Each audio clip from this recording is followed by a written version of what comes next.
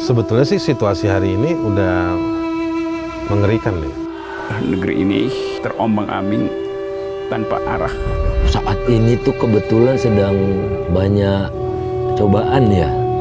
Menurutku kita nggak fokus sekarang. Nggak ada ikatan di depan, kita mau kemana.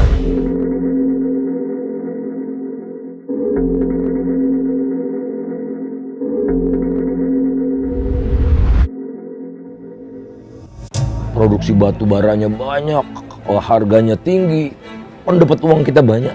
Uangnya itu harus dihabiskan tahun itu juga. Kalau kita nggak punya respect kepada kesenian, itu akar dari kebudayaan bullshit dan pembangunan kebudayaan di Indonesia. Perhatikan dong. Jadi hukum itu kan dipakai sebagai alat politik, alat kekuasaan, dan hukum dipakai sebagai alat untuk memperkaya diri. Kan cuman itu yang menjengkelkan saya, bahwa orang dibatalkan potensi untuk berpikir hanya karena fanatisme pada kekuasaan itu. Ingin agar supaya mahasiswa punya atau publik umumnya punya cara berpikir lain dalam melihat masa depan ini, maka dibuat sekolah itu, sekolah ilmu sosial. Tapi cuman mungkin 3 tahun terus dilarang oleh pemerintah karena dianggap itu di luar pakem.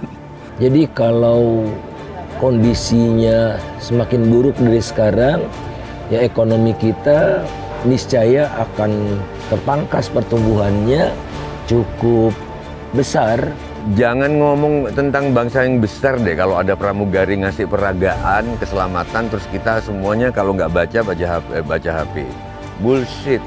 Karena berarti dia nggak care sama orang. Ini loh yang bikin stres di masyarakat. Kok gue tukang sampah, anak gue jadi tukang sampah.